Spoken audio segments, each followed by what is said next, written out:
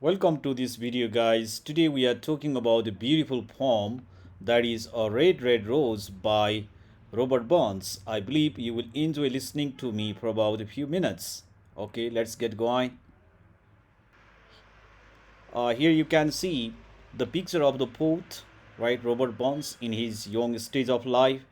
And because we are talking about a red red rose, here I have illustrated a beautiful rose, right?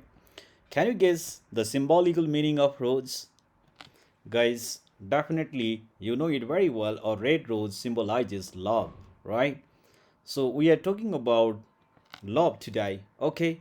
So before we begin, I want to highlight a few points about the poet, right? Robert Burns was 18th century Scottish poet and lyricist, and he is considered to be the great poet of Scotland.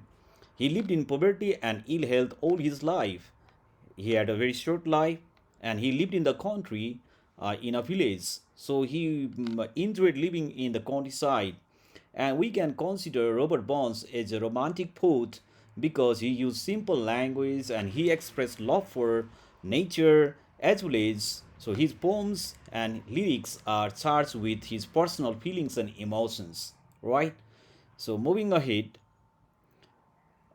here is the first stanza of the poem. Let's begin. Okay. Oh, my love is like a red, red rose that is newly sprung in June. Oh, my love is like the melody that is sweetly played in tune. In this first stanza of the poem, the poet compares his lady love or his sweetheart to a newly sprung rose, right? It means that his lady love is very young and beautiful. Okay, she has the glow, beauty, fragrance, and the delicacy of the flower. Therefore, using this simile like a red red rose, the poet makes a beautiful comparison between his lady love and the flower, right?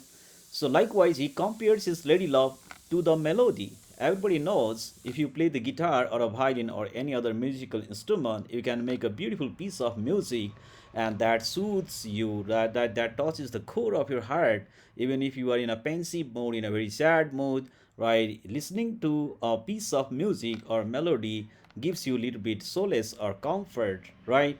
Therefore, he regards his lady love as sweet as the piece of music. Okay, so his lady love gives him some kind of comfort, solace, or okay, you can even say inspiration or encouragement whenever he is in sad mode. Second stanza of the poem, right, the poet describes his lady love, like he gives a physical description of her, right? He goes and saying like this. Let's read. So fair are you, my bonny lass, so deep in love I am, and I will love thee still, my dear, till all the seas gang dry. Okay, so look at this, the way the poet expresses his feelings towards her. He goes on saying that his lady love, his sweetheart, is a Highland lass. She is a young girl, right? She's very fair, she's bright and beautiful, and he is madly in love with her. He is head over heels in love with her, right? And he promises to love her until all the seas go dry, right? Can you think of the time that all the seas go dry? I believe, yeah, it is for eternity, right? The seas do not get dry that early. So he here using this hyperbolic language, that is an exaggerated form of language, the poet appreciates the beauty of his lady love and promises to love her for eternity, okay, forever and anon. Moving ahead, the third stanza of the poem, the poet repeats the same promise. Okay, in other words, till all the seas go dry, my dear, and the rocks are melted with the sun, I will love thee still, my dear, while the sands of life shall run. Okay, so in this stanza of the poem, the poet again repeats the same thing, right? And he goes on making a promise that he will continue to love her until all the rocks are melted by the sunlight. Okay, and he goes on mentioning that she is so beautiful, so attractive, and he is so deeply in love with her that he doesn't want to miss a single fragment of time from his life, because he knows that life is very shared and he doesn't want to miss a single second to love her. Okay, so he wants to love her the time, the seconds, the minutes, the hours, the day are passing by.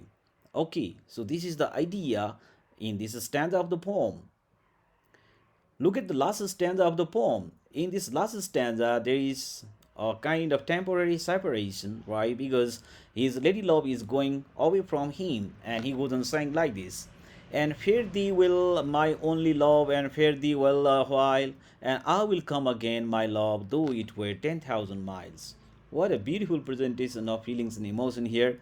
So, in this stanza, his lady love is his sweetheart is going away from him. She's on a journey, and when she's going away from him, he lightheartedly says, "Yeah, he wishes her goodbye and he wishes her good luck and happy journey."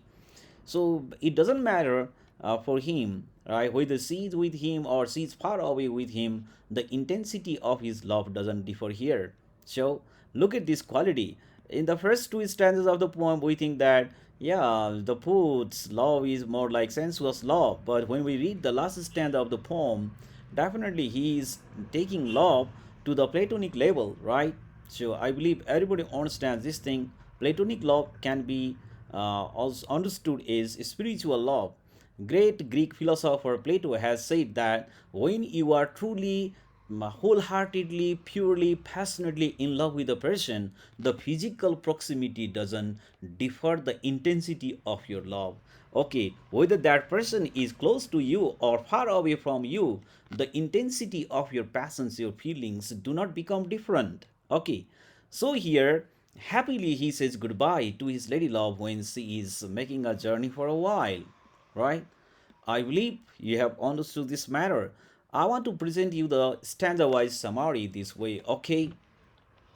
In the first stanza of the poem, the poet compares his beloved to a fresh red rose that has just bloomed in June and to a beautiful melody played perfectly in tune. These comparisons show that his beloved is both beautiful and delightful, and that his love is pure, fresh, and full of joy. In the second stanza of the poem, the poet tells his beloved that she is very beautiful and that his love for her is deep and sincere. He promises to love her forever, saying that his love will last until the seas dry up. This shows the strength and permanence of his feelings. In the third stanza of the poem, the poet or the poetic persona continues to express the endless nature of his love. He says he will love his beloved until the rocks melt in the sun and as long as life itself continues. These impossible images emphasize that his love is everlasting and unchanging. And in the last stanza of the poem, the poet says goodbye to his beloved for a short while but promises that he will return even if he has to travel 10,000 miles. This final stanza shows his faithfulness, hope, and determination to reunite with the person he loves. He believes his love will last forever, for eternity. Okay? So, this kind of love that lasts for eternity, right? That has purity, that has selflessness, can be taken as Platonic love, right? Moving ahead, the poem is remarkable for its use of simile, right? So here you can find two examples of simile. Simile is a comparison between two things by using the words like or as. Like a red rose is a simile. It's been highlighted in red. It compares the beloved to a fresh rose blooming in June. This suggests that she is beautiful, fresh, attractive, and full of life. Another simile in the poem is like the melody. It compares the beloved to a sweet musical tune. This shows that she brings harmony, joy, and delight to the poet's life. Another literary device used in this poem is hyperbole. A hyperbole is a figure of speech that uses exaggeration to emphasize a feeling or idea. In A Red Rose, Robert Burns uses hyperbole to show the depth, strength, and permanence of his love. So here are two examples of hyperbole. The first one is till all the seas go dry, right? It is impossible, right? Therefore, it's exaggerated form of language. You cannot love a person until all the seas go dry.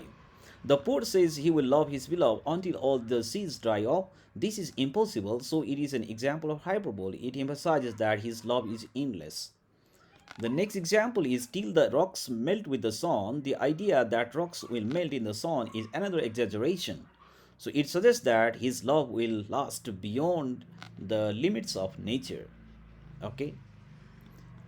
So, guys, I would like you to answer all these questions, these third questions given in the book.